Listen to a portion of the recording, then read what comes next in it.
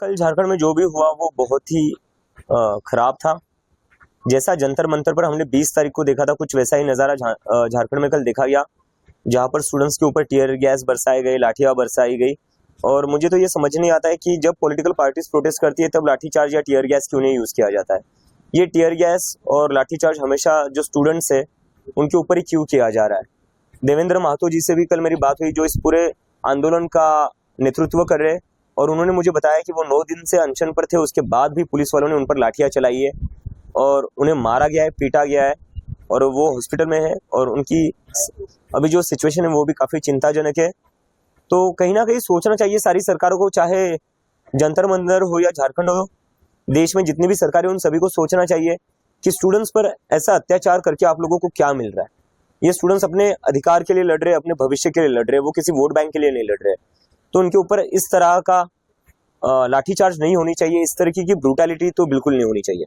एक वीडियो भी आया है जिसमें आप समर्थन देते हुए दिख रहे हैं, आपकी क्या बातचीत हुई? देवेंद्र महतो जी से मेरी वही बातचीत हुई। मैंने पहले तो समझने को कोशिश की उनकी अभी सेहत कैसी है, क्योंकि जो मुझे पता चला था मेरी टीम वहाँ पर लगातार बनी हुई है। कल रात भी हमारी टीम वहाँ पर पूरी रात उनके साथ हॉस्पिटल में थी, और सुबह भी मेरी बात हुई कि अभी उनकी सेहत कैसी है।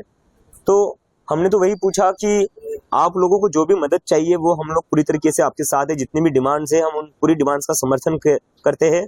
और हम देवेंद्र महतो को खुद झारखंड के जो इस आंदोलन के नेता है, हम चाहते कि ये पूरा आंदोलन वही संभाले, वही चलाए और उनके चेहरे पर ही चले, क्योंकि उन्होंने बहुत बड़ा त्याग किया है 9 दिनों का अनशन करके।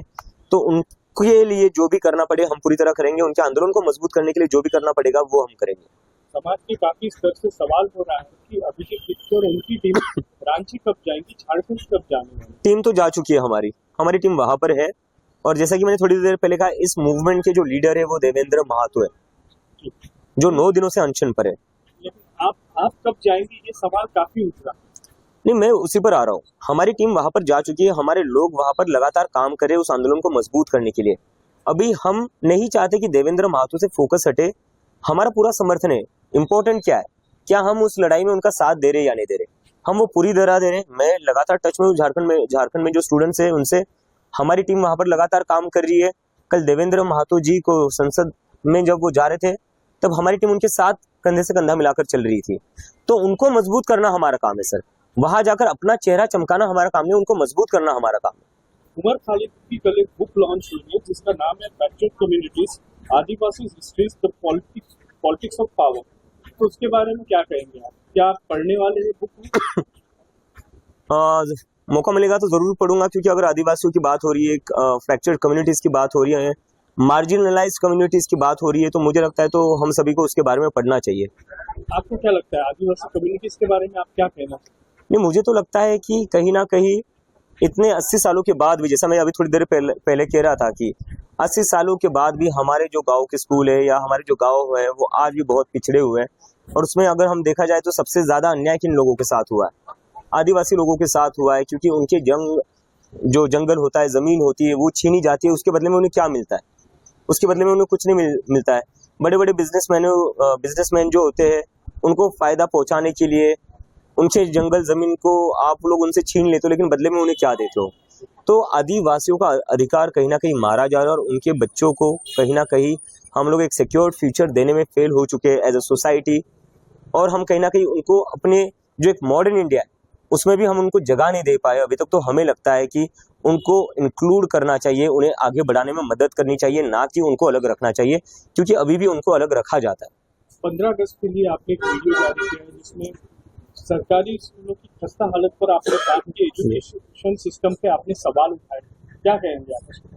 जी, जैसे कि मैंने कहा कि देश को 80 साल होने को आ रहे हैं आज़ाद हुए, लेकिन 80 साल बाद भी इस देश में जो सरकारी स्कूल है, खास करके ग्रामीण इलाकों में, वो सरकारी स्कूल आज भी ऐसे जैसे पता नहीं वो 50-60 साल पुराने हो। कहीं से भी उन पर कोई काम नहीं किया गया है, और काम करना तो छोड़िए, बंद करने पर उतालू हो चुकी है सरकार। मतलब 94,000 से ज़्यादा सरकारी स्कूल बंद कर दी है पूरे देश में पिछले 10 साल में। और दूसरी तरफ डिमोनेटाइजेशन के बाद हेडक्वार्टर खोले गए हर जिले में, उससे मन नहीं भरा तो नया पार्लियामेंट बना दिया, उससे मन नहीं भरा तो नया PM हाउस बना दिया। लेकिन जो गांव में बच्चे हैं, किसान और मजदूरों के लिए, उनके लिए ऐसे स्कूल क्यों नहीं बना पाए? जिस एक्साइटमेंट से आपने पार्लियामेंट, पीएम हाउस, हेडक्वार्टर्स बना दिए, क्या जो गांव में जो बच्चे रहते हैं, जो किसान और मजदूरों के बच्चे हैं, क्या आप उनको इस देश का भविष्य नहीं मानते? क्या आपको नहीं लगता कि उनको भी इस देश में वही सारी चीजें मिलनी चाहिए, फैसिलिटीज मिलनी चाहिए जो इन सभी राजनेताओं के बच्चों को मिलती है?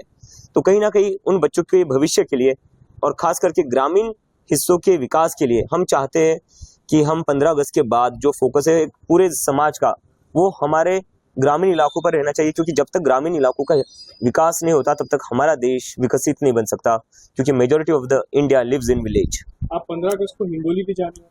जी जी, मैं खुद अपने गांव जाऊंगा, वहां पर मैं अपने गांव के सरपंच से और अपने जितने भी गांव वाले हैं उनसे मैं रिक्वेस्ट करूंगा, विनती करूंगा कि प्लीज हम सब साथ में मिलकर जो गांव का सरकारी स्कूल है उसे ठीक करते हैं, ताकि गांव में जो बच्चे हैं उन्हें भी वही फैसिलिटीज मिले जो एक सिटी में पढ़ने वाले बच्चों को मिलती है। कल तमिलनाडु से कुछ लोग आए थे जो आपसे मिले थे, स्टूडेंट थे कोयम्बटूर से और चेन्नई से, वहाँ पे भी एक प्रोजेक्ट चल रहा है, उसमें आपने उनसे बात की, क्या लगता है आप कब जाने वाले हैं, किस तरीके जी, उसका भी हमारा चल रहा है कि, लेकिन मेरी जो वहाँ पर लोग हैं उनसे बात हुई, वो जंतर मंतर पर भी आए थे।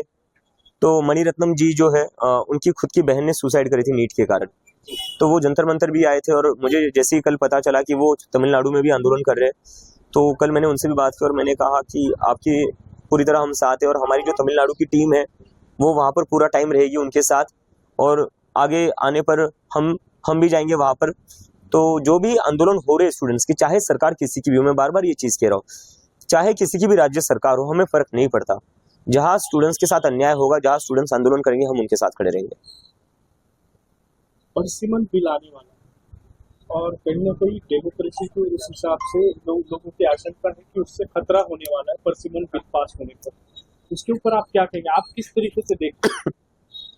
मुझे लगता है कि जो 2024 में मेजोरिटी के नीचे सीटें आई है, उसके बाद जानबूझकर कुछ ऐसे चीज़ें की जा रही है कि किस तरह मेजोरिटी सिक्योर कर सके, तो उस पर तो मैं अभी यही कहूँगा